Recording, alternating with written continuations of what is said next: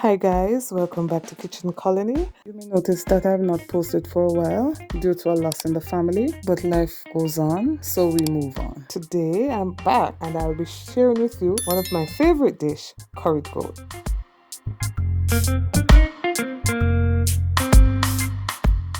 In Jamaica, you can find curried goat being served at weddings, parties, and other social gatherings. It's a main dish. There are various ways in which curried goat can be prepared, but today I'm going to show you the way my mother taught me.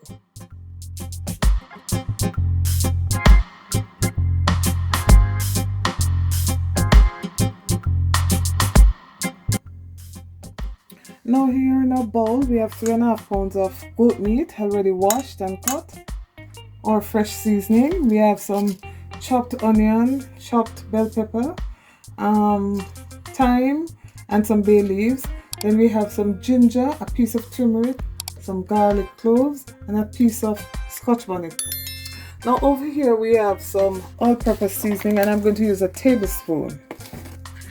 Now this all-purpose seasoning is very salty. 60% of it is salt, so I just use it as my salt. And I think this is a bit too much, so I'm going to take back a little out. So I'll say half a tablespoon I'm using. Next, a tablespoon of complete seasoning.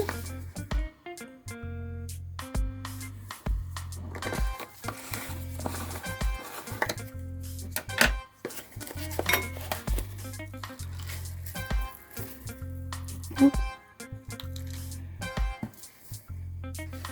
Now this is a Jamaican all-purpose.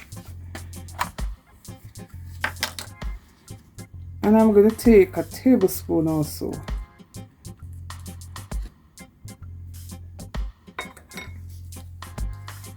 And we're going to use some black pepper, and I prefer the coarse ground black pepper for this curry.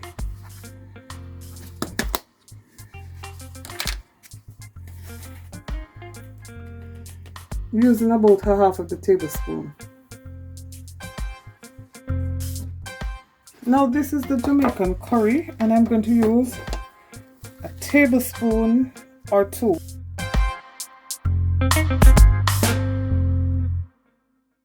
Two tablespoons. This would be okay. We're going to blend everything together.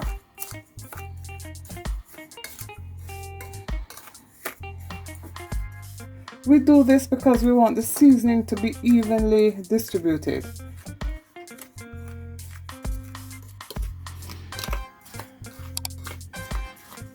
Now we put it away. I need some pimento berries and I'm going to grind them along with the garlic.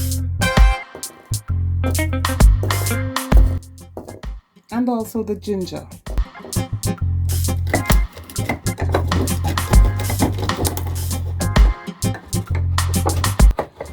The smell of the ginger and garlic along with the pimento berries just remind me of home, you know, that beautiful aroma that you get from these herbs.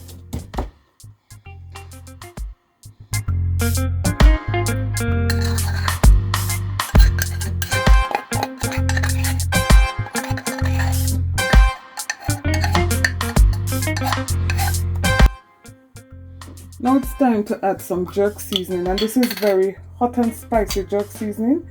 So I'm going to use about this amount, about half a tablespoon. I don't want too much, I don't want it to be too peppery, but I wanted the flavor from the jerk, you know, and a little heat, not too much. Add some green seasoning, and I'm going to add 2 tablespoons. I'm going to grate my piece of turmeric. I use it because it gives a nice color and also for the health benefits. It's time to add some scotch bonnet pepper. Now if you don't want it extremely hot, eliminate the seed. And that's what I'm going to do. I don't want my son to be crying tomorrow. So I'm taking out the seeds. And this pepper was frozen. So why it's so soft. So I'm eliminating the seeds and cutting it up. That's our scotch bonnet pepper. Now we add our thyme our bell pepper, or bell peppers I should say, and our onion, finely chopped, and then we're going to finish seasoning our meat. We season with all this first. Remember, we squeeze our fresh seasoning and rub it in the meat as usual. Now you can use whatever seasoning you like. You know, I prefer to do this, and I like a lot of pepper, especially in curry. Make sure all the meat is coated with the wet seasoning and all the other fresh herbs and vegetables, and then we try to massage it in the meat. Now this is what you want, and now it's time for the dry ingredients. Sprinkle a little, rub, and then we sprinkle again. Some people choose to burn their curry in the oil. That's okay, that's fine. You can do it that way. But my mother always do it this way. She would season with curry and then cook.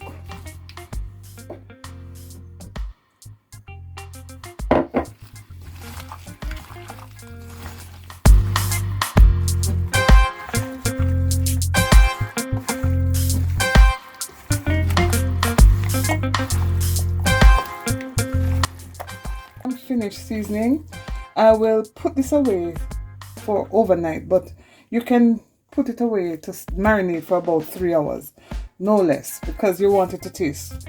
You really want this meat to absorb the seasoning. So 3 hours to overnight, and then you start your curry cooking. Just add your bay leaf and cover. Now it's 24 hours after and it's time to put the goat, but I could use my pressure cooker. But I don't want it to rapidly cook. I want it to slowly cook so that the seasoning penetrates the meat and you get a better flavor. So I'm going to throw everything in the pot.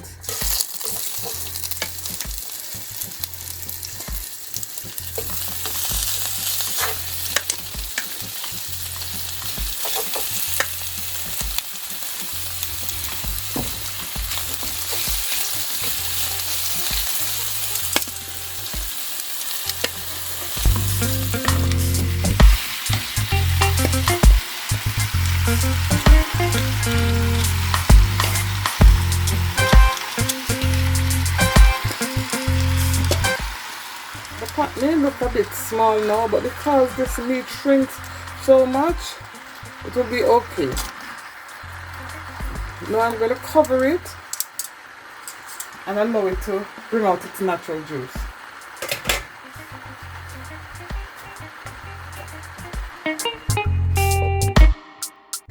Now after 3 minutes, let's give it a quick stir. Moving the meat from the bottom to the top, a quick stir after 3 minutes. And then we're going to cover again and allow it to do, and then you keep doing it until all the meat starts cooking. Right. Now this is 15 minutes after, and you notice it has released a lot of liquid. Now this is the time, just give it a quick stir to ensure that there's none sticking at the bottom, and then we're going to adjust our stove from high to medium low. So we're going to put it between medium and low because we want the meat to cook in its juice.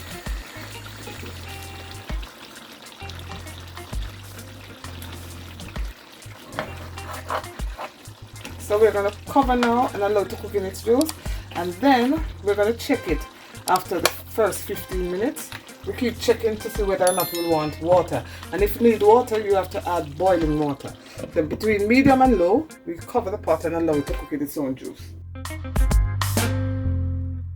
Check, and you notice it is still cooking in its own juice, and we're not going to add any water. We're still going to turn the stove even a little lower than this and just allow it to cook. The reason for this is that while we don't cook it rapidly, sometimes the meat is mixed and you'll have some cooking faster than the other, and then you start having a lot of breakage.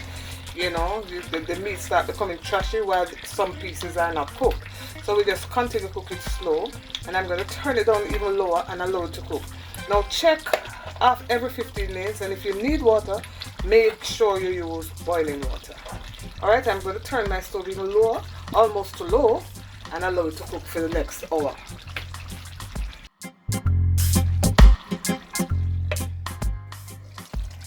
Now this is 45 minutes into the cooking, and you notice it start forming oil, and this is an indication that we need water now. So I'm going to add some boiling water, and it's still on low. My stove is still on low, so I'm going to add a little boiling water. We'll just add about a cup of boiling water and leave it on low and allow it to cook again. And we test every 15 minutes. So this is 45 minutes in, and we're going to come back 15 minutes from now.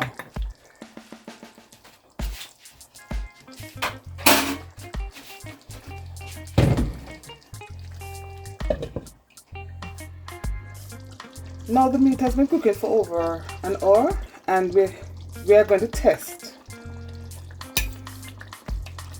It's cooked. Just maybe another 20 minutes more and everything will be okay. But you notice it is intact and not breaking apart because we cook it on low. Now at this point, some people may put carrot or Irish potato. And if you taste it and you feel that you need a little bit more seasoning, at this point, that's when you would do it. So I'm putting in some onion and some Irish potato. You may use carrot if you like. And we're going to cover it and allow it to cook. And after this is cooked, then your meat will be done. So give it another 20 to 25 minutes.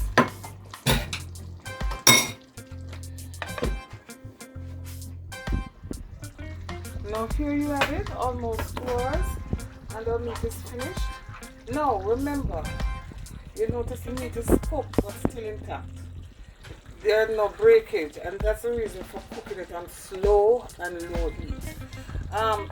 Back home, we never use pressure cooker, and we just use a slow heat and cooks it well. When we do this, we use less water and the flavors intensify, and you taste it in the meat. So that's the reason for doing it this way. Now it's finished. Look at the gravy. And we still have our potatoes intact because we don't have rapid heat on it. Our curry goat is finished, and it is tender and well seasoned. Why? Because we didn't use a lot of water and we cook it on slow heat. Therefore, the seasonings intensified and the meat absorbed it, and it was very spicy, just the way we like it.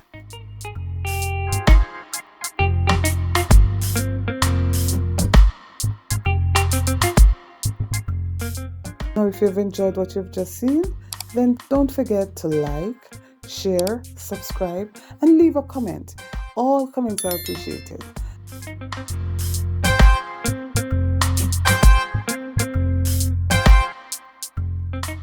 Thank you again for watching. See you next time. Bye-bye.